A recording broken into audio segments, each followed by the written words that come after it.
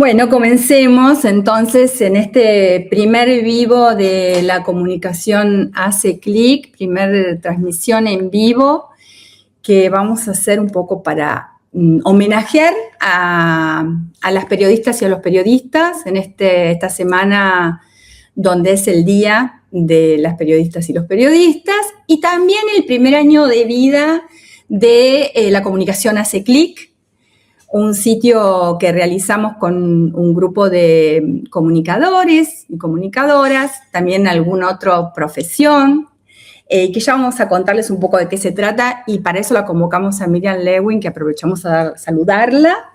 ¿Qué tal? Buenas tardes, o cuando sea que están viendo, buen día. Sí, porque esto queda. Claro, esto queda.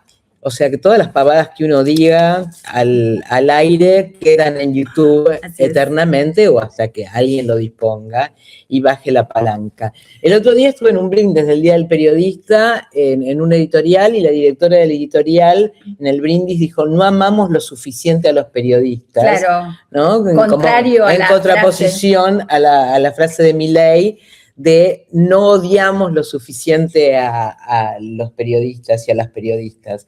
Y creo que en esa época en que se llama a la violencia y al silenciamiento de la prensa, está muy bien participar en este tipo de actividades, donde se reflexiona con sus luces y con sus sombras sobre el papel del periodismo en la sociedad argentina y en el mundo. Bueno, deja de presentarte, porque ya igualmente estás presentando, igual, pero bueno, Miriam Lewin, ustedes ya lo saben seguramente, es periodista de investigación. Ese es el tema que vamos a hablar hoy, del periodismo de investigación en la Argentina, en el marco de un contexto de precarización laboral como estamos viviendo hoy aquellos que ejercemos el periodismo, y en el marco de algunas acusaciones desde el Estado, alguna falta de protección que los periodistas estamos teniendo. Bueno, todos estos temas vamos a hablar, pero nos preocupa el periodismo de investigación. Ella es periodista, es escritora, se dedicó durante muchos años, trabajó en medios gráficos, en radio, pero principalmente en televisión. En las pantallas de televisión fueron como su fuerte, y desde allí desarrolló una serie de investigaciones. Todos deben recordar el Telenoche Investiga, pero no fue único, ¿no? Porque también tuvo Punto Doc, y es como un estilo de trabajo de Miriam que llevó luego muchas de esas investigaciones a libros, como el caso de la investigación del padre Grassi, como el caso de Skyban. ¿Estuvo en Telenoche Investiga Skyban también o...? Sí, Telenoche Investiga estuvo en Skyban, que es la investigación sobre los aviones y los pilotos de los vuelos de la muerte en dictadura. Estuvo en Telenoche Investiga, y también estuvo en Telenoche Investiga el caso Grassi, el caso de Julio César Grassi, que próximamente se va a convertir en libro, va a salir en septiembre. Esto es una novedad, una primicia.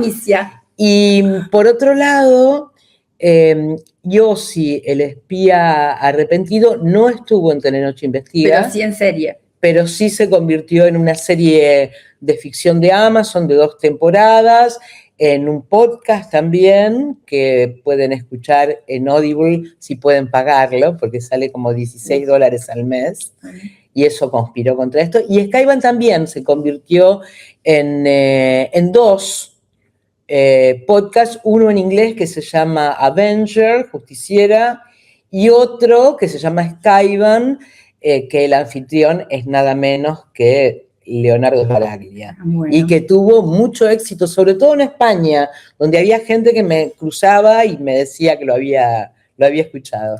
Bueno, y una de las características es que esas investigaciones también en general se fueron llevadas a la justicia y hubo condenas. Bueno, todo esto vamos a hablar en esta horita que vamos a compartir con ustedes. Esta es la idea, que sea un espacio que tenga 1 hora más o menos de duración. También depende de las preguntas que ustedes nos hagan llegar. Hay varios medios para hacer llegar las preguntas. Uno es el primero, el chat de este canal de YouTube, que nos pueden hacer llegar las preguntas y después las vamos a contestar sobre el final de la charla, o si hacen al tema, por ahí interrumpimos y lo vamos contando. Otro es el WhatsApp, que tenemos desde la comunicación hace clic, que decíamos es un sitio web que se ocupa de comunicación, de temas de periodismo, y también estamos iniciando cursos que tienen que ver con herramientas para las y los periodistas, y que es un espacio que también se ocupa de un tema que Miriam también se estuvo ocupando un montón, que es la defensa de las audiencias, ¿no? Ella fue defensora del público entre el 2020 y el 2024, estructura o organismo, la Defensoría del Público, que está totalmente desmembrada y acéfala y que no puede estar actuando por decisión del poder del Estado. Básicamente, digamos, el Poder Legislativo debería hoy nombrar un defensor o una defensora, pero con mucha presión del Estado Nacional que llegó a intervenirla. Así que vamos a también contarles o hablar un poquito del tema de defensas de las audiencias, que es un tema que a CLIC le interesa muchísimo, y les vamos a dar el WhatsApp ahora sí de la comunicación hace CLIC, 11 25 38 68 94, lo reitero, igual lo vamos a poner en el chat en un rato, 11 25 38 68 94, y un correo electrónico para aquellos que quieren preguntar a Delay, que es contacto@lacomunicacionhaceclic.com.ar. Yo ahora le voy a preguntar una cosa a Miriam para que empiece a charlar un poco con ustedes, y me voy a retirar de la cámara porque voy a dejarle el lugar para que le converse con ella, mi compañero de trabajo en este sitio, que es otro de los editores y que es Hugo Muleiro. Muchos los conocen también, así que... Y después volvemos. Después por acá voy a volver. La pregunta, Miriam, es si podemos como de entrada definir un poco qué es periodismo de investigación. Si es que hubiera una definición, no desde la teoría, sino desde la práctica. Yo creo que le diste en la tecla, Mónica, porque muchas veces la materia periodismo de investigación es dada por periodistas o profesores o licenciados en comunicación que no tienen experiencia práctica en periodismo de investigación. Pero yo diría que todo el periodismo debería ser de investigación. ¿Por qué lo digo? Porque si no nos transformamos en propagadores del poder. Es decir, cualquier comunicación que nos llegue desde una institución, desde el gobierno, desde la policía, desde las Fuerzas Armadas, de cualquier información oficial, cualquier comunicación oficial, tiene que ser contrastada, escudriñada, analizada, y no nos podemos quedar con esa sola fuente. No podemos cortar y pegar. Bueno, ¿qué estoy diciendo en el contexto de extrema precarización que están sufriendo nuestros colegas? ¿Qué puedo decir de esto en un contexto en el que el otro día conocí a una periodista joven que vino a hacerme una entrevista que tiene 5 trabajos? 5. Trabaja en un portal, trabaja en una revista, trabaja en una radio, hace un podcast, es community manager. La verdad es que es absolutamente imposible pensar que se puede llevar a cabo una tarea de investigación periodística cuando la presión por llegar a fin de mes, la pauperización extrema de los y las profesionales nos está llevando a este disparate. El otro día alguien me dijo que había ido a entrevistarse, le habían propuesto un trabajo y que el requerimiento era un portal digital, era que publicara una nota cada 15 minutos.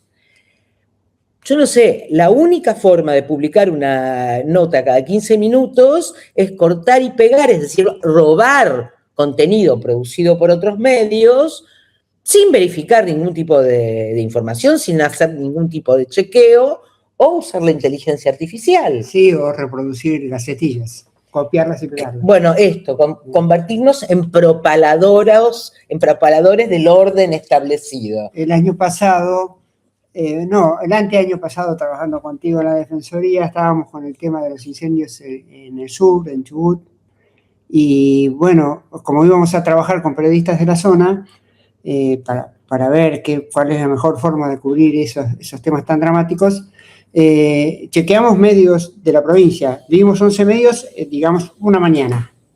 Y en los 11 medios había exactamente el mismo texto, que era una gacetilla gubernamental.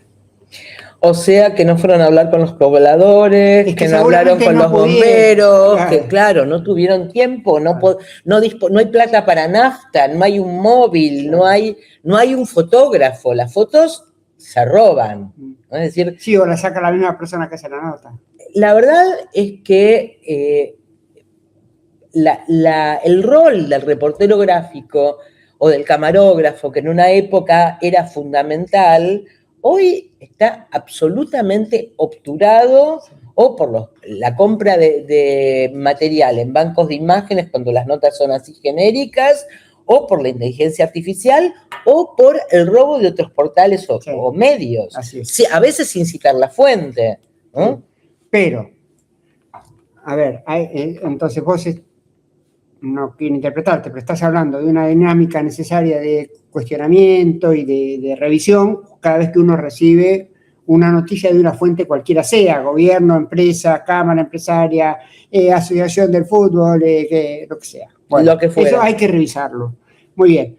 Pero en tu propia trayectoria hay una cosa que se llama periodismo de investigación, que son trabajos de largo aliento, que no es una noticia que se cocina en una tarde, y sería bueno, pensando en los estudiantes y futuros trabajadores y trabajadoras de periodismo y comunicación que pudieras desarrollar brevemente. Precisarlo, sí. Claro, ¿qué requerimientos específicos es una investigación de largo aliento, digamos, que destinadas a revelar una situación más compleja que el comunicado del momento del gobierno? Claro, yo decía que estos comunicados, estas gacetillas, esta información, hay que verificarlas. Incluso hay que verificar lo que publicaron otros medios. Nosotros no podemos presumir que si nosotros levantamos de un diario o de un portal una información, esa información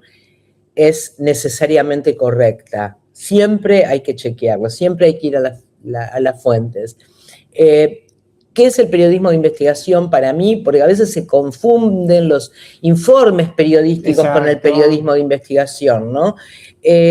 Cuando nosotros hacemos periodismo de investigación estamos tratando de iluminar, de exponer una zona de la realidad que el poder económico, el poder político, el poder religioso quiere mantener oculta. Es decir, hacemos salir a la luz algo que el poder quiere mantener oculto y que tiene que ser de interés público, ¿no?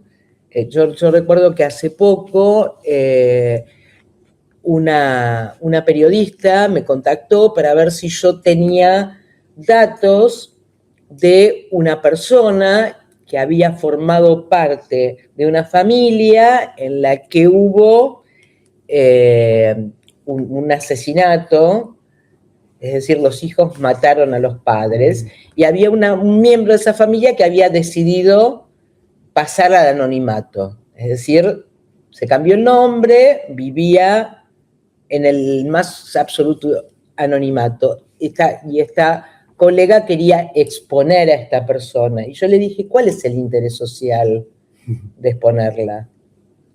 ¿Por qué a alguien, más allá del morbo, le tiene que interesar que esta chica, sobreviviente de una tremenda tragedia familiar, que por decisión propia cambió su nombre, vive muy lejos de la atención del público, reaparezca? ¿Para qué querés exponerla? ¿Cuál sería el interés? ¿Cuál sería el bien público que está generando? Porque todas las investigaciones periodísticas y casi toda la información puede generar un daño. Ahora, nosotros tenemos que sopesar si el bien público que genera esta investigación o el resultado de esta investigación supera el daño, ¿no? Sí. Porque si no lo supera, como en este caso, la verdad es que la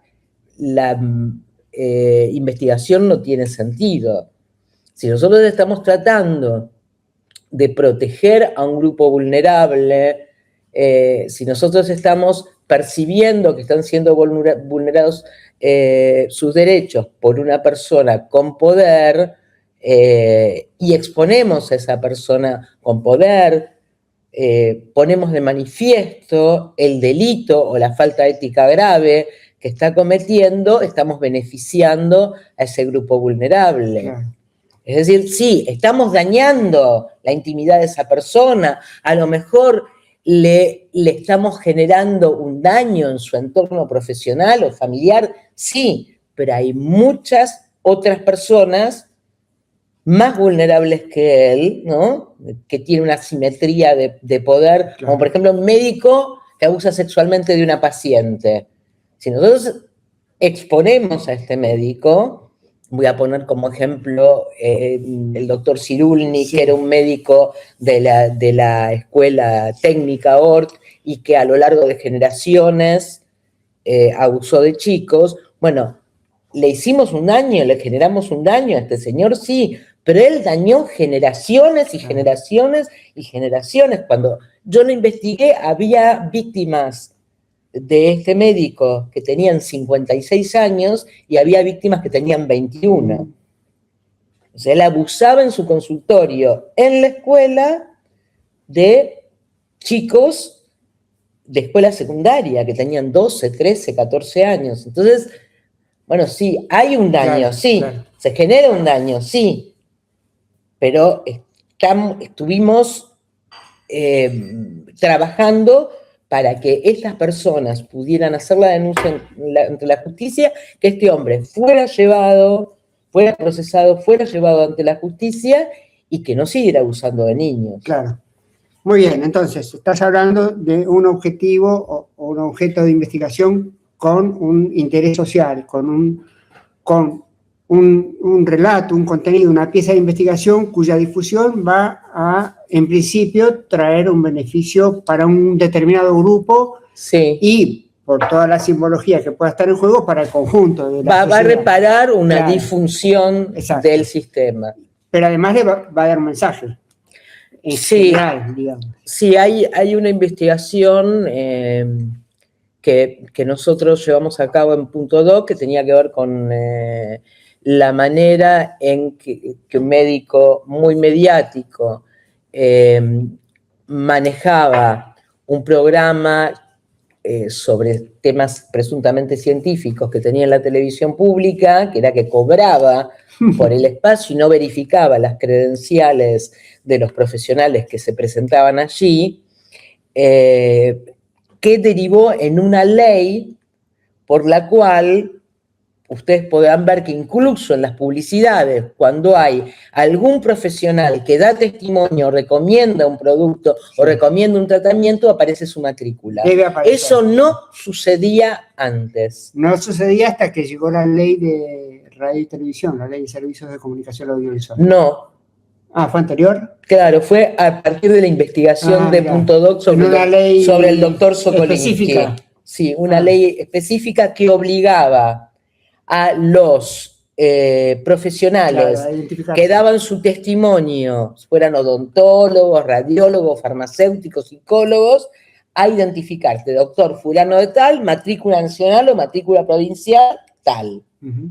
Y eso lo empezamos a ver incluso en las publicidades. Claro. De manera que, bueno, sí, le generamos un daño al doctor Sokolinsky, sí, probablemente le generamos un daño, pero él estaba utilizando un espacio de la televisión pública para difundir mensajes de profesionales cuyas matrículas no verificaba y además le pagaban por un espacio que él recibía gratuitamente.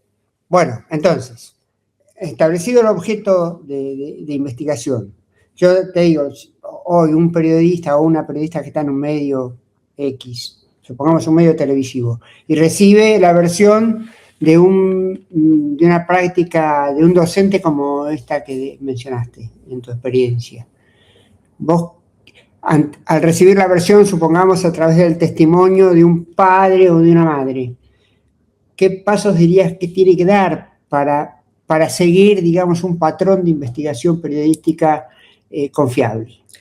En principio, recabar testimonios, verificarlos, convencer a los declarantes o denunciantes que acudan a la justicia, porque nuestra función como periodistas no es producir pruebas judiciales, es producir documentos periodísticos, pero además de periodistas somos ciudadanos. Exactamente. Entonces yo creo que le da mucha potencia a una investigación que lo que se genera a lo largo de esa investigación se convierta, y es muy deseable que así sea, en prueba judicial. Sí, claro. En Telenoche Investiga, por ejemplo, nosotros hacíamos cámaras ocultas y nosotros le pedíamos a un escribano, antes de salir a grabar, que verificara que ese fuese el cassette y se lo entregábamos al regreso. Y se sellaba ese cassette para que hubiera posibilidades de utilizarlo judicialmente. Ahora, esto es una condición sine qua non del periodismo de investigación, no es una condición sine qua non, porque como dije antes, no tenemos ninguna obligación de generar pruebas judiciales con un valor jurídico, pero sí es real que, como dije, nosotros además somos ciudadanos que tenemos una responsabilidad. No somos funcionarios, no estamos obligados a denunciar un delito, pero es muy deseable que así sea. Claro. Entonces, en el caso de un docente que abusa sexualmente de sus alumnos, tenemos que conseguir que esos alumnos hablen o que los padres de esos alumnos, si se los quiere proteger y mantener su identidad oculta, hablen. Se tiene que enmarcar la investigación claramente con el apoyo, o sea, siempre se dice que los periodistas tenemos un océano de conocimiento con 1 centímetro de profundidad. Sí, te lo he escuchado. Claro, pero cuando son cuestiones delicadas, no solamente hay que recurrir a las recomendaciones de la Defensoría del Público para el tratamiento de temas delicados como suicidio, consumos problemáticos, discapacidad, personas travesti trans, etcétera, etcétera, que todavía están disponibles en la web, en defensadelpublico.org.ar, sino que tenemos que nutrirnos de los conocimientos de los especialistas, de las personas que han trabajado largamente estas temáticas. Y como el abuso sexual es una temática muy delicada y muy difícil de tratar, como periodistas lo que tenemos que hacer es respaldarnos con el acompañamiento de estos especialistas. Mira, justamente acá en las vías de comunicación, Yamila está preguntando cómo comenzar un proyecto de investigación. Es lo que decías, tener un objeto, digamos, saber cuál es el tema que uno quiere explorar, porque si no es algo abstracto, digamos. Sí. En principio, vos me habías preguntado qué se requiere, ¿no? Se requiere perseverancia, se requiere mucho tiempo y se requiere respaldo, porque a veces, cuanto más delicados y más profundamente el bisturí del periodismo de investigación incide en el poder, más fuertes son las represalias. Y a veces estas represalias toman la forma de demandas judiciales. Entonces, es muy interesante tener el respaldo de la empresa para la que trabajás, ¿no? Y también es importante que si trabajamos solos, si somos freelance, tengamos el asesoramiento de algún amigo o amiga abogado o de algún profesional del derecho que puede ser integrante de una ONG que esté preocupada en el tema, que nos vaya guiando, ¿no? Porque a veces una sola palabra mal utilizada en el guión de una investigación o en un artículo periodístico puede disparar una demanda judicial. Claro.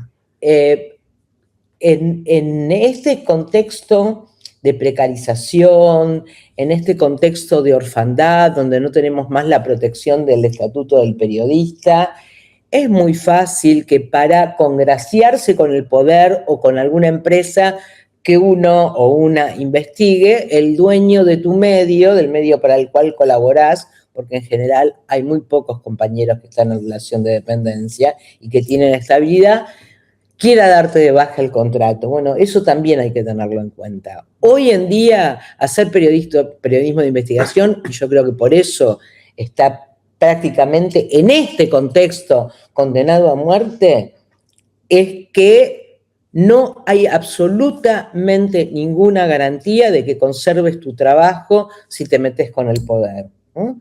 Y el poder puede ser, no sé, el comisario del barrio, el comunero, el intendente o cualquier otra persona que se sienta perjudicada por aquello que vos exponés, ¿no? O sea, en los pueblos chicos puede ser hasta el panadero o el carnicero al que denunciás porque vende carne en mal estado. Claro. O sea, no hay... pero si esa carnicería pone publicidad en la radio para la cual trabajás y donde publicás esta investigación, y la verdad, no sé, esto pudo haber generado una epidemia de casos de Escherichia coli. Es decir, puede estar en peligro la salud pública de los niños y niños de tu comunidad. Pero bueno, pone plata en la radio y llama por teléfono al dueño o a la dueña de la radio y le dice, echa al periodista que publicó esta barbaridad. Claro. Esto es... Sí. Miriam, tiro desde acá 2 preguntas. Sí. Que una es la de nuestra colega Ana Laura Pace, que aprovechamos. Sí. Hola, le mandamos un saludito. Bueno, y dice pregunta muy interesante. ¿Cómo evaluar las experiencias de consorcios de investigación, por ejemplo, Panama Papers? Bueno, yo creo que son muy positivas, pero me llamó mucho la atención que de los resultados de estas investigaciones descomunales que reúnen cientos de voluntades, decenas de medios, mucho esfuerzo, cada medio, según su orientación político-ideológica, publica una fracción. No sé si ustedes lo notaron, pero a mí me llamó mucho la atención, ¿no? ¿Quiénes aparecían, por ejemplo, en el diario La Nación, o quiénes aparecían en Página 12, o quiénes... O sea, eso me llama mucho la atención y tiende a bajarle el precio a este esfuerzo muy positivo. No sé si contesté tu pregunta, Ana Laura. Quería hacer un asterisco porque vos mencionaste que para hacer una investigación que eventualmente contraste o se enfrente con un poder determinado, hace falta respaldo. Y mencionaste un minuto después que ahora estamos en un momento en el que ese respaldo se ve muy amenazado porque desde el 1 de enero de 2027 queda derogado el Estatuto del Periodista. Me gustaría que desarrolles un minuto, porque nosotros mencionamos el Estatuto del Periodista porque es algo que claro, está en nuestro estuvo en nuestro presente periodístico muy fuerte, pero ahora no tanto y además va a ser derogado. ¿Y por qué nos desprotege? Nos desprotege porque no ejercemos una profesión cualquiera, ejercemos una profesión donde está en juego nuestra conciencia, y el Estatuto del Periodista tenía ciertas disposiciones que permitían que un periodista, sin el riesgo de ser despedido, se resistiera a hacer determinadas cosas que la patronal le pedía que hiciera, ¿no? O sea, otro chiste de redacciones. A ver.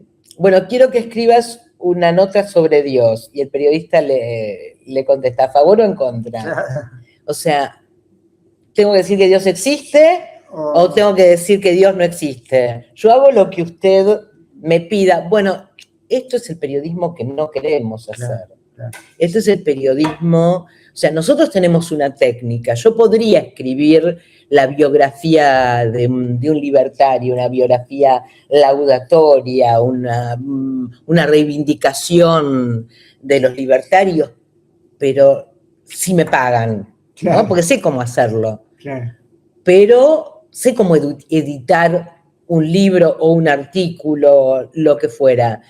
Pero no quiero, no tengo ganas. Claro. Si quien me paga el sueldo me pide que lo haga, bueno, yo tengo que poder decirle que no, ¿no? Sí, claro.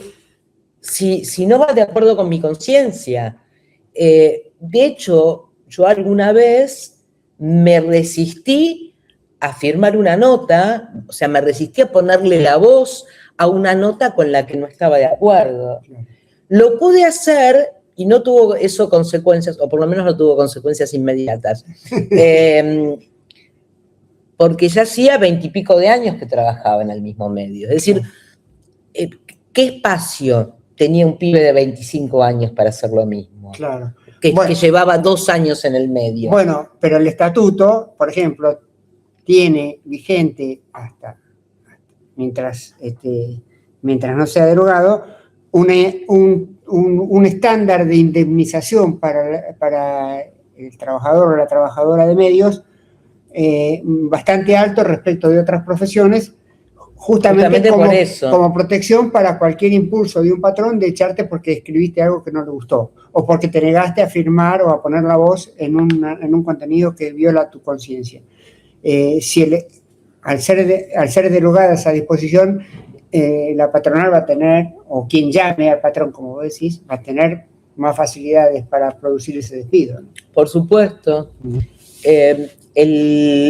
Eso, sumado a la cantidad de mano de obra desocupada, en el buen sentido, no en el sentido de represores de la dictadura, que hay en el gremio. Claro. Es decir, la cantidad es el ejército de desocupados que está haciendo fila para ocupar tu lugar si vos no accedes a las peticiones de tu jefe. Claro.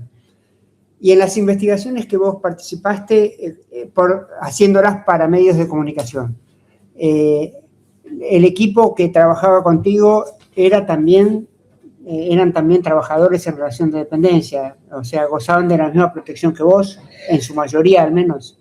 En una época sí, después ya cada vez menos. Yo creo que hubo un punto de inflexión, que creo que fue el menemismo. Cuando, en los 90, entonces. Claro, cuando yo empecé a trabajar en periodismo, ¿quién era un colaborador? Un colaborador era un especialista en determinada temática al que se le pedía muy de vez en cuando una columna, un artículo sobre un tema referido a su saber. Es decir, un médico deportólogo, una nutricionista, un médico dermatólogo, un especialista en educación. Entonces, esta persona de vez en cuando colaboraba con el medio. Después nos convertimos todos en colaboradores. Claro. O sea, todos más desprotegidos. Todos más desprotegidos. Éramos personas que cumplíamos horario, que trabajábamos sin derecho de las extras, porque no teníamos relación de dependencia. Entonces, había un día que había cierre o que había una cobertura especialmente exigente, y como en general los periodistas somos apasionados por la profesión. Sí. Algunos trabajaríamos hasta, está mal que lo diga, por la mitad del sueldo, porque tenemos como esa llama sagrada, ¿no? Entonces, lo que ocurría era que nosotros no teníamos derecho a cobrar horas extras porque estábamos lo que se llamaba fuera de convenio. Sí, claro. Pero además además del fuera de convenio, que quiere decir que no te pagan horas extras, que no tenés, porque digamos, el convenio de prensa de televisión era 6 horas, y después de las 6 horas te tenían que pagar horas extras. Bueno, pues no te las pagaban. Si trabajás un fin de semana, o te lo tenían que pagar al 100%, o tenías derecho a franco compensatorio, o las dos cosas. Sí, claro. Ahora, cuando vos facturás, te convertís en un proveedor de la empresa. Claro. Entonces, si quieren, no te dan ni siquiera vacaciones pagas. Olvídate del aguinaldo. Sí, sí. Olvídate de los aportes jubilatorios. Sí. Y la mayoría de los compañeros y compañeras de prensa en este momento están trabajando así. Como si fueran un vendedor de papel higiénico que todos los días entrega en la puerta del medio, ya sea un diario, una televisión, un portal, una bolsa de 100 rollos de papel higiénico, y lo factura. Bueno, es lo mismo. Por colaboraciones periodísticas o por asesoramiento periodístico. Sí. Acá recibimos otra pregunta que gira alrededor también del contexto que estamos atravesando, que es cómo convive el periodismo de investigación en este modelo que estás planteando con las fake news, las noticias falsas, las noticias inventadas y con la posverdad. Esto, bueno, te podría invitar a escribir un libro, pero tenés que responder en 2 minutos. Bueno, hay una canción que creo es de Pablo Marchetti que dice, es la posverdad, lo que quieras es la realidad. Es que es verdad, nosotros tenemos un sesgo, todos nosotros tenemos un sesgo, del cual el periodista de investigación se tiene que desprender. Nosotros tenemos que poder investigar incluso a las personas que política o ideológicamente nos caen simpáticas, ¿no? Yo recuerdo que cuando estábamos en Punto Doc había una investigación, yo era coordinadora del equipo de periodismo de investigación que apuntaba a ciertas irregularidades en la Fundación Buenas Ondas del cantante de protesta, ícono en la década del 70, en la que yo crecí, Piero. Sí, claro. No tengo que decirles que a mí Piero me caía irremediablemente simpático. Era mi ídolo para el pueblo, lo que es del pueblo, porque el pueblo se lo ganó, mi viejo, o sea, ¿qué puedo decirles de Piero? Vamos, decime, contame. Miles. Sosa, nada más. Esa que dice, no será mucho almirante, faltaba... No. Bueno, y sin embargo, Piero tenía una escuela agrotécnica en la que se cometían serias irregularidades. Pudimos comprobar que había alumnos que figuraban en el listado y que nunca habían acudido a clase, que estaba en estado de abandono, que él decía que tenía una escuela en Estados Unidos y no la tenía, que tenía una escuela en Colombia y no la tenía. Bueno, varias cosas. A Piero lo defendió hasta el Premio Nobel de la Paz en una conferencia de prensa, Adolfo Pérez Esquivel, sobreviviente como yo de la dictadura. Entonces yo me sentí fatal, claro. Pero o sea, así lo veo yo, uno tiene que poder despegarse, ¿no? Como decía Rodolfo Walsh, la verdad es siempre revolucionaria, ¿no? Y el Evangelio dice, solo la verdad nos hará libres.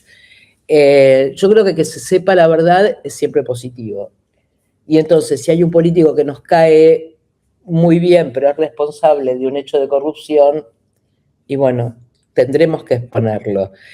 En cuanto a las fake news funcionan justamente porque nosotros tenemos este sesgo y tendemos a compartir aquello con lo que tenemos afinidad. En la Defensoría decíamos, si te llega por Twitter o por Facebook algún contenido o por Instagram y vos decís, pucha, es justo lo que yo pensaba, claro. Sospechá. Claro. Para la pelota, chequea de dónde viene, chequea quién lo publicó. Sí. Porque seguramente, si esa noticia es fake, está diseñada para generarte esa emoción. Y favorece la viralización. Hay varios tipos de información y estos términos son un poco intraducibles del inglés. Está la misinformation, la malinformation y la disinformation. La misinformation es un error involuntario. Puede pasar, sí, claro. Más en este contexto de precarización. Sí, nosotros pensamos que, no sé, hay una insurrección popular en la isla Maciel y resulta que estamos reproduciendo la foto de algo que pasó en Chile hace 5 años, ¿no? Esto ocurre mucho. Después está la información producida deliberadamente para generar un daño o para generar un lucro. Por ejemplo, todo lo que se decía de la vacuna Sputnik durante la pandemia, ¿no? Favorecía a una empresa que producía vacunas que no era Sputnik y que todavía no habían llegado a la Argentina. Entonces la gente estaba lejos de poder decidir si dársela a Sputnik o no. Sí. Ocurrió en varios países eso. Y después, sí, a nivel mundial. Sí. Y después, en el aislamiento y con una temática tan desconocida y tan nueva como este virus que se estaba investigando, era mucho más fácil compartir información falsa y asumirla como creíble o como verdadera. Y después está la malinformation, que es una información verdadera, pero como esta chica, miembro de esta familia que había decidido prácticamente pasar la clandestinidad, no sirve para nada. Por ejemplo, hacer salir del closet a una figura de televisión que no quiere asumir su orientación sexual. Claro. ¿A quién le beneficia? ¿A qué te sirve saber si fulano de tal se acuesta con varones, con mujeres? No sirve para nada eso, ¿no? Claro. Lejos está esto de involucrar los casos en los que algunos astros de la televisión fueron acusados de pedofilia. Por supuesto. Es distinto, es absolutamente distinto. Todo lo que sea un intercambio con consentimiento entre adultos, lo podemos aceptar. No nos importa si se acuesta con travestis, con mujeres, con varones, con gays, con lesbianas. No interesa, no es de interés público. Y si nosotros exponemos a una persona, lo obligamos a hacer pública su orientación sexual, con quién se va a la cama. Esto, la verdad, no debería ser de nuestro interés. No genera ningún bien social. Ahí, en lo que mencionaste, en la experiencia de la pandemia y las vacunas, yo ahí acotaba que fue un tema mundial, porque ahí se plantea también otro problema para el presente de los medios de comunicación, incluso organizaciones que podríamos considerar grandes, porque los capitales accionarios de muchos medios, al menos en Occidente, están abiertos a la penetración de grandes grupos de acción. Por ejemplo, en el caso de las vacunas, el grupo BlackRock, que algunos dicen que es la segunda o tercera economía del mundo hoy por hoy, tenía acciones en medios de comunicación y a la vez tenía acciones en Pfizer, en una de las empresas interesadas en la fabricación de vacunas. Entonces, ¿qué pasaba? Pasó, por ejemplo, en España. Los medios con BlackRock como accionista, la única vacuna aceptable para el mundo y sus inmediaciones era Pfizer. Ahora, ante eso el público está como muy desguarnecido, porque ¿quién se atreve a desafiar ese poder? El periodismo era mejor cuando los medios de comunicación estaban en manos de empresarios que se dedicaban solamente a la comunicación. Claro. Ahí quería llegar un poquito. Porque vos de alguna manera tuviste actividad en una época en que... que eso pasaba. El Grupo Clarín tenía intereses específicos del Grupo Clarín. Bueno, sí, papel prensa, que no es poca cosa. No, claro. No es poca cosa. Pero tenía medios de comunicación, Radio Mitre, Canal 13, TN, el diario Clarín. No tenía intereses en el mundo de la finanza, no tenía intereses en el agro. No. Clubes de fútbol. Claro, entonces la verdad es que no... Era muy distinto, el mundo era otro. Claro, estamos para poner un tango, ¿no? Como cortina a esta altura, pero de verdad el contexto es adverso. Sí, ahora, bueno. Digo, antes, ya no nos queda mucho, pero antes de irnos vamos a ver si logramos que imagines, ahora Mónica creo que tiene una pregunta, pero... Sí, de unos estudiantes de comunicación. A ver, Pero digo, que imagines algo como decir, igual sigamos en esto y veamos por dónde vamos y vamos a No, seguir peleando. lo realmente, Pero sí. dejémoslo para Vamos el final. a contar que es un grupo de estudiantes de comunicación de la Escuela de Nuestra Voz de Chaco, que están escribiendo, la profesora es Andrea Álvarez Gamarra, que hoy se había comunicado con la comunicación de CICLIC para justamente contarnos que iban a estar, y nos dicen así, Andy. Somos un grupo de estudiantes de Chaco, estamos iniciando un camino de conocimiento en lo que es el campo de la investigación periodística. ¿Qué mensaje nos daría a partir de su experiencia? A los estudiantes. Bueno, desde que empecé les estoy dando un mensaje a los estudiantes. Pero uno para los estudiantes de Chaco.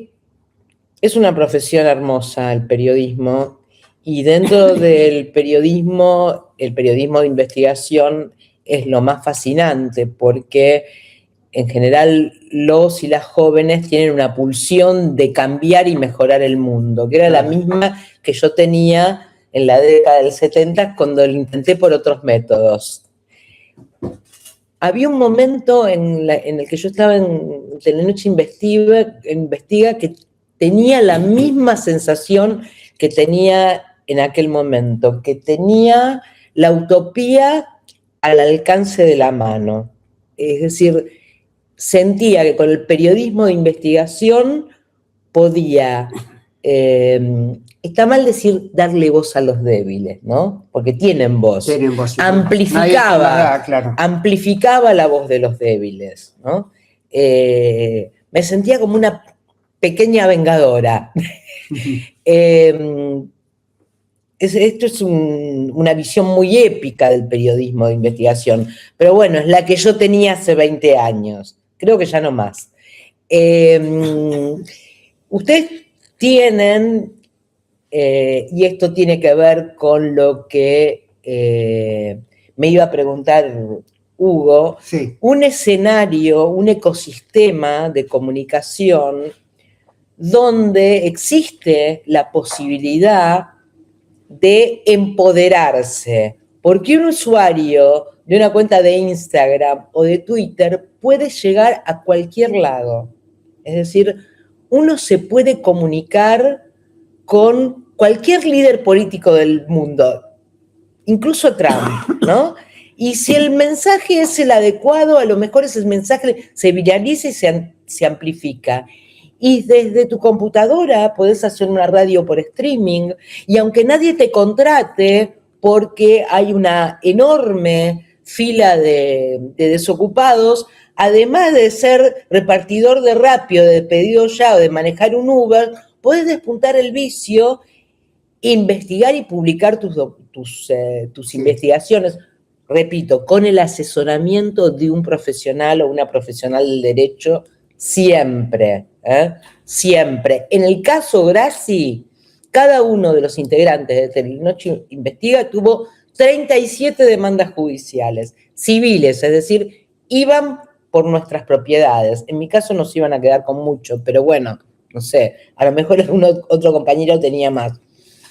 Pero esto es lo maravilloso de esta etapa en la que estamos. Hay una contracara de las redes sociales, de las plataformas, etcétera, etcétera. Hay demandas judiciales internacionales donde familiares de víctimas de ISIS o de los atentados de París, ¿no? Demandan a las plataformas, porque esto del discurso del odio, que es una cosa que no abordamos y de la que siempre hablamos, no es un error, es un modelo de negocios.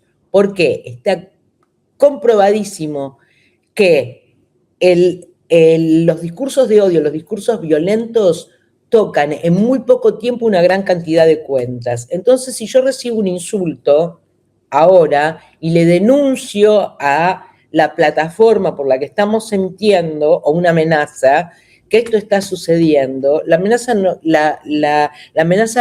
no es eliminada enseguida. No, claro, hay un tiempo. Hay un tiempo. Y este tiempo se alarga, sospechamos, deliberadamente. Porque cuantas más cuentas pique, o cuantas más cuentas visiten o lean ese comentario, más datos va a tener la plataforma para vender. Así es. Ahora, yo me voy a permitir agregar algo para las y los estudiantes que nos están viendo ahora y los que nos vean en adelante. Diría que en este cuadro, en este contexto en general adverso y complejo que describiste, porque las empresas ya no contratan de la misma manera, porque el estatuto está a punto de ser derogado, etcétera, y hay menos protección, diría que un elemento central para el futuro ante este contexto es estar agrupado, es estar cercano a una organización, en lo posible la organización sindical que representa a los periodistas, para que porque a ver, el periodismo y la actividad diaria del periodista tiene una impronta de gran individualidad, digamos, ¿no? Tendemos a ir a tener ese protagonismo, también porque nos satisface en lo personal, en lo individual, ¿para qué lo vamos a negar? Pero ese rasgo de individualidad me parece a mí, debe ser cuidado con un sentido de pertenencia a un grupo que le pasa lo mismo que a uno, que tiene los mismos problemas, que tiene las mismas dificultades, las mismas amenazas, el mismo contexto adverso. Entonces, estar agrupado, estar sindicalizado, puede ser un elemento para que esas condiciones no sean tan, que parecen imposibles. Yo, ¿cómo enfrento al gobernador de la provincia si no quiere que yo publique algo en un portal de Chaco, vamos a decir, o de San Juan, o de cualquier lugar? Bueno, es una voluntad individual, un propósito loable, pero individual frente a un poder constituido muy fuerte. Entonces, estar agrupado creo que puede ser una contribución interesante. Sí, estar agrupados en donde haya un sindicato, estar agrupados también para el ejercicio ético de la profesión, porque la ética siempre, yo no creo mucho en los códigos de ética, yo en lo que creo es que la ética es un ejercicio colectivo, es un ejercicio grupal, ¿no? Por eso a mí me preocupa mucho que cuando veo que hay un montón de pibes y pibas que me hacen entrevistas y me las hacen por WhatsApp y nunca me ven la cara. Entonces, trabajan desde sus casas, nunca van a una redacción y nosotros crecimos nutriéndonos de la experiencia de los periodistas que nos precedían, y que de solo verlos aprendíamos de ellos. Yo aprendí del Turco Andrés, yo aprendí de César Massetti, yo aprendí de Mónica Caén de Amber, Santo Biasati. La verdad es que para mí, esto de estar en la cocina de tu casa o en el comedor de tu casa y comunicarte con el entrevistado por audios de WhatsApp, no es como yo claro. Empecé a ejercer el periodismo. Hay otra cosa que se dice siempre en las redacciones, que, bueno, ¿qué necesita un buen periodista? Bueno, en principio un buen par de zapatos cómodos para patear el barro, para caminar la calle. Cuando vos te entrevistás con una persona cara a cara y te sentás a tomar un café en un bar, muchas veces las cosas más valiosas, la información más valiosa te la da cuando se apaga el grabador, cuando ya está relajado, cuando te tomó confianza. Y entonces vos le podés decir, ¿esto te lo podría grabar? Y generalmente te dice que sí, o a veces te dice que no y tendrás que respetar el off, pero ya tenés la información, ya te fuiste con ese conocimiento, con esos datos, ¿no? Pero si es por... no sé, tiene que ver, ¿viste? Mirarle a la cara, a los ojos al otro, ver si duda, si titubea, si tartamudea, cosas que no, de las que la actitud corporal, si está tenso, relajado, vos te das cuenta y vas repreguntando en función de eso. Y la permanencia en una redacción, en un lugar donde hay otras personas haciendo lo mismo que vos, y bueno, te puede permitir intercambiar, discutir, incluso a veces discusiones difíciles, Totalmente. complejas, donde vos te sentís afectado, pero todo eso te va dando fortaleza. Bueno, eso era de lo que ocurría. Más allá de las normas de seguridad que tienen que ser muy estrictas, Sí. nadie tiene que saber lo que estamos investigando, ¿no? Solamente los integrantes de nuestro equipo, en eso éramos muy rígidos. Pero cuando había que tomar una decisión de si hacer una entrevista o de si usar la cámara oculta o no era necesario o no era indispensable, porque para nosotros la cámara oculta en ese momento era como el último de los recursos. No era un delivery de cámaras ocultas. Había gente que llamaba a la Telenoche Investiga y decía, necesito que me mande una cámara oculta.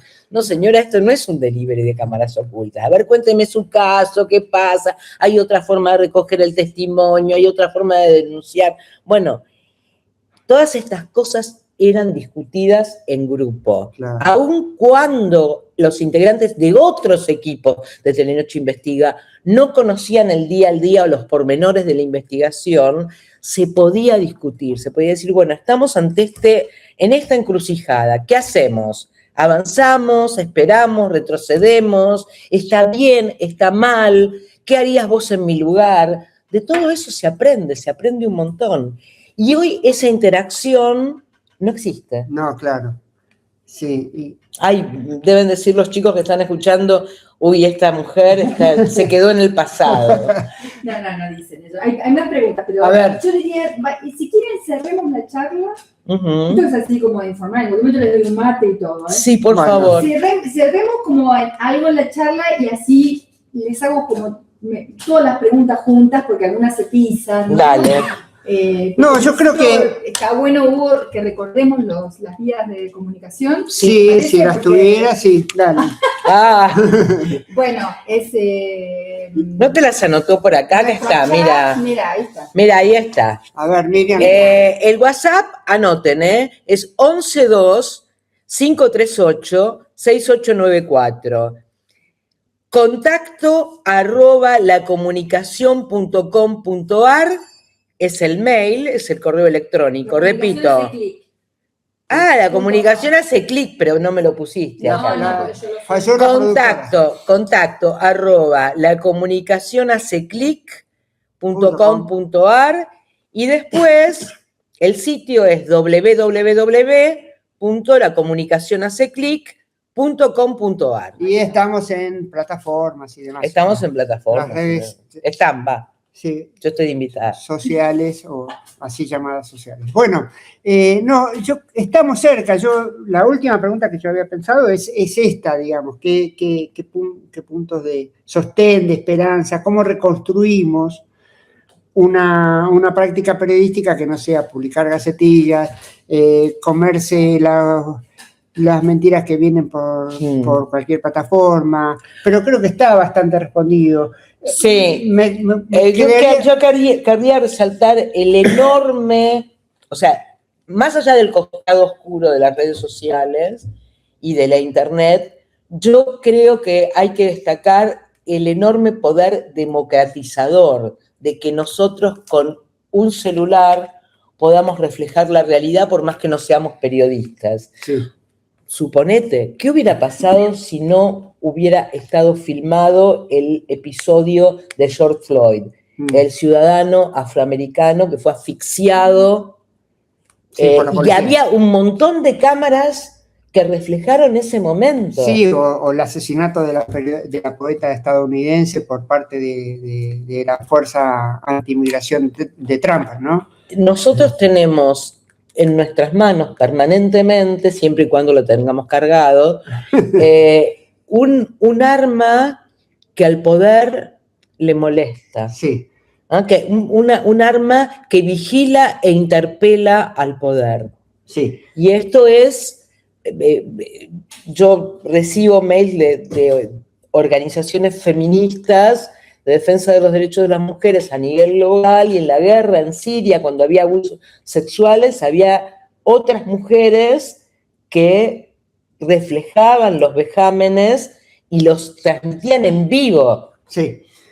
Igual admitamos, y acá es mi última intervención y le dejamos terminar a Mónica contigo. Todo esto sin ignorar que las plataformas, las redes, son también espacios de disputa de poder donde hay poderes muy fuertes actuando y donde, por ejemplo, te pueden llegar a censurar cuentas porque vos estás denunciando el genocidio, que es algo que ocurre en el presente. Hay gente que no escribe genocidio en Gaza porque sabe que hay un sistema automatizado y va a eliminar el mensaje, y se ha denunciado judicialmente, incluso en Estados Unidos, en México, una plataforma de México, que hay cuentas de los feminismos que no son borradas por Facebook, por Instagram, por X o por ninguna plataforma, pero que ya encontraron un sistema para que cuando emiten un mensaje que a la compañía no le resulta agradable, le bajen la repercusión. Entonces no llega a tanta gente como debería haber llegado. Como naturalmente debería haber llegado. Hay que asumir que en las plataformas estamos... Por eso hablo del costado oscuro de las plataformas. Por eso hablé también de esto, al contrario, cuando le conviene acumular datos de cuentas, los videos de Easy no son censurados y no se puede discutir el contenido violento. Por eso los familiares de víctimas de ISIS hicieron demandas a las plataformas. ¿Esto es más linda que Hugo? Sí. Hugo se convirtió... Nosotras nos vinimos engamadas. Sí. Y color raro que para nosotras, ¿no? Sí. Bueno, la verdad, yo estoy escuchando de afuera y es cierto esto primero estoy muy contenta porque es la primera transmisión de Click. ¡Ay, cuántas preguntas! Hay bastantes preguntas. Quería como cerrar esto con vos enseguida, amiga, transmitir las preguntas, pero antes de esto, preguntarte una breve reflexión sobre una cuestión que hablamos al comienzo, que tiene que ver, bueno, también fuiste defensora del público durante 4 años, mandato entero, por suerte pudiste cumplirlo. Y después de eso, la Defensoría del Público, donde tanto Hugo como yo, como Alejandra Iriarte, que es nuestra compañera que está también en el sitio asesorándonos legalmente, no está más, la Defensoría sigue existiendo, pero mucha gente me pregunta si sigue existiendo. La Defensoría sigue existiendo, mucha mano de obra altamente calificada fue despedida o forzada a tomar el retiro voluntario o a jubilarse. Gente que tenía una larguísima experiencia. Quienes no saben qué era la Defensoría del Público, era una suerte de oficina de defensa de derechos del consumidor y la consumidora de medios de comunicación. A pesar de que decíamos que la comunicación no es una mercancía, sino un derecho humano, para más o menos graficar que nosotros recibíamos reclamos, a veces muchísimos reclamos de las audiencias, muchísimos, cuando había un elemento en los medios de comunicación que a la gente la ofendía, la molestaba, e incluso cuando había algunas temáticas que no se abordaban. No solamente cuando se abordaban incorrectamente, vulnerando derechos, sino cuando no se abordaban. Y cuando pasó lo de Agostina, y había tanto machirulo dando vuelta por los dando vuelta por los medios y hablando como si fuesen los grandes criminólogos, tanto del victimario como de la víctima, eran victimólogos también, ¿no? Yo me preguntaba qué estaría pasando en la Defensoría del Público si estuviera funcionando en ese momento. Y seguramente hubiéramos recibido centenares de reclamos y no hubiéramos sancionado a nadie porque no teníamos potestad sancionatoria ni censurábamos a nadie, sino que poníamos a disposición cursos de capacitación, interacción, mesas redondas con personas versadas en crímenes de género, ¿no? Gente estudiosa de estos fenómenos. Justamente muchas veces nos pasaba que nos pedían estas capacitaciones y estas capacitaciones eran promovidas por las empresas y a veces eran de concurrencia obligatoria, Sí. estos especies de talleres o de capacitaciones, porque había empresas, no solamente medios de comunicación, sino empresas, agencias de publicidad internacionales que querían mejorar la calidad de sus contenidos. Bueno, ojalá continúe funcionando, o mejor dicho, vuelva a funcionar Ojalá. con toda su capacidad operativa, técnica, de conocimiento que hay en la Defensoría del Público. Te paso algunas preguntas, voy a tratar de sintetizar, porque como que se tocan, Sí. pero por ejemplo, la importancia de conseguir fuentes para porque hoy lo que dice aquí una de las personas que nos escribe es que hay imposibilidad de acceso a las fuentes muchas veces para investigar. Es un temazo, ¿no? Sí. Bueno, si nos estamos refiriendo a fuentes oficiales, yo creo que son las últimas a las que hay que recurrir. Ajá. Porque justamente el gobierno actual ha hecho un culto de negarle información relevante y confiable a la prensa. Me parece que la construcción de una red de fuentes es muy importante. Y nosotros tenemos que ser leales y consecuentes con nuestras fuentes. Sobre todo con quienes se animan a denunciar una situación irregular públicamente. Y tenemos que seguirlas atendiendo muchos años después,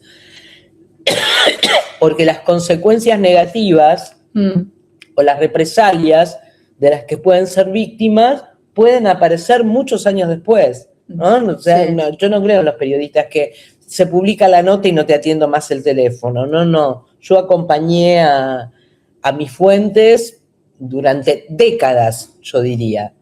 Miren, acá preguntan libros que pudieras recomendar sobre periodismo de investigación, de material, digamos, bibliográfico, más bien, Sí. si es que vos considerás que se puede aprender desde la teoría, ¿no? Bueno, no hay muchos libros de periodismo de investigación. Se había hecho un compendio que era como una serie de entrevistas a periodistas de investigación que contaban sus distintas experiencias hace un tiempo. Está bueno eso. Me acuerdo que estaban Rolando Graña, yo creo que estaba Andrés Clipham, había toda una serie de periodistas de investigación que contaban sus trayectorias, sus investigaciones, sus metodologías. Me parece que eso es por un lado algo. Y después, yo siempre recomiendo una película. Hay una película con Robert Redford y Cate Blanchett que se llama Truth en inglés y Solo la Verdad en español. Les pido, por favor, que cuando puedan no dejen de verla porque es maravillosa y habla, acompaña una investigación que termina mal. La película la investigación termina es un mal. hecho real, es un hecho real y tiene que ver con esto que yo les decía de los sesgos políticos ideológicos, ¿no? Los peligros de, pucha, esto es justo lo que yo pensaba, ya me lo sospechaba. Es maravillosa la película. Y otra muy interesante es Spotlight. Ah, claro. La investigación del Boston Globe sobre la pederastia en la Iglesia Católica, los crímenes sexuales en la Iglesia Católica de los Estados Unidos. Bueno, así que lindo para una cátedra, que ya que hay tantos estudiantes aquí mandando mensajes, para una cátedra, una actividad linda, que vean esa película juntos, por ahí los chicos con los docentes, ¿no? Y bueno, es maravillosa. Hay un punto en la película que yo los desafío a que lo descubran antes de que lo descubra la trama. Hay algo que sucede que está definitivamente mal, bueno, que se parece a los cuadernos de Centeno, diría yo. Entonces vos lo ves y decís, pucha, esto no va a funcionar. Y, bueno, Bueno, ahí No les voy queda. a spoilear. Ahí queda. Después nos escriben. Total, tienen Sí, las vías de por favor. comunicación, con la comunicación hace clic y nos dicen qué les parecieron las películas. Bueno, Miriam, muchísimas gracias. Vamos a recordar que para nosotros es la primera transmisión, pero no va a ser la última. Que estamos en nuestro sitio www.lacomunicacionhaceclic.com.ar y que este video va a quedar grabado, así que va a circular, seguir circulando. Estos videos tienen vida Sí, también es verdad. después del vivo, así que eso, muchas gracias y nos estamos viendo en alguna plataforma. Nos estamos viendo. Chao. Chao. Tengo que apagar el vivo, finalizar. Finalizar. Muy bien.